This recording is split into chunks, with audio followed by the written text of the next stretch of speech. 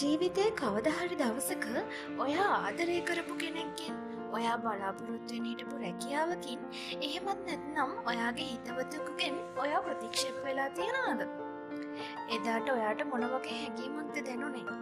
ලෝකයම කඩාගෙන වැටුණා වගේ දැනුණාද? අද මම ඔයාට කියන්න යන්නේ ඔයා එදා විඳපු ඒ ප්‍රතික්ෂේප වීම කියන්නේ ඔයාව වටන දෙයක් නෙවෙයි කියලා. ඒක ඔයාගේ ජීවිතේ ජයග්‍රහණය කරන්න ලැබුණු ලොව බලවත්ම අවය.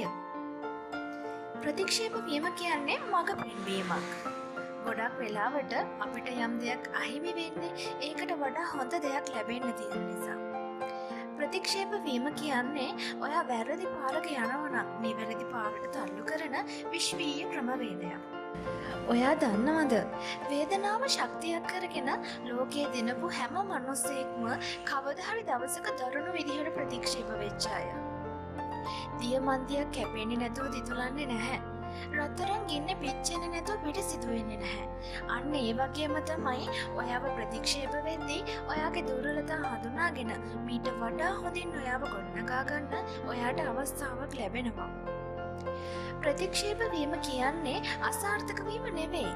ඒක සාර්ථකත්වයට යන ගමනේ එක පියවරක් විතරයි. ඉතින් ඊට පස්සේ කවුරු හරි ඔයාව ප්‍රතික්ෂේප කළොත් ඒ ගැන හිතලා හඬන්න එපා. ඔහුට හෝ ඇයට ස්තුති කරන්න.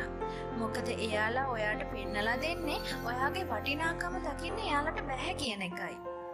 මතක තියාගන්න ඔයාව ප්‍රතික්ෂේප කරපු අය ඉස්සරහා වැටිලා ඉන්නව වෙනුවට එයාලට අදාහ ගන්න බැරි තරම් ඉහළ තැනකට ගිහින් පෙන්වන්න. ඒක තමයි ඔයාට දෙන්න පුළුවන් හොඳම පිළිතුර. ඒ නිසා ප්‍රතික්ෂේප වීම ඔයාගේ ආයුධය කරගන්න. ලෝකය දිනන්න නැගිටින්න. ඔයාව වටින්නේ නැති තැනක රැඳෙනවට වඩා ප්‍රතික්ෂේප වෙලා තනියම ගමනක් යන එක 1000 වාරයක් වටිනවා.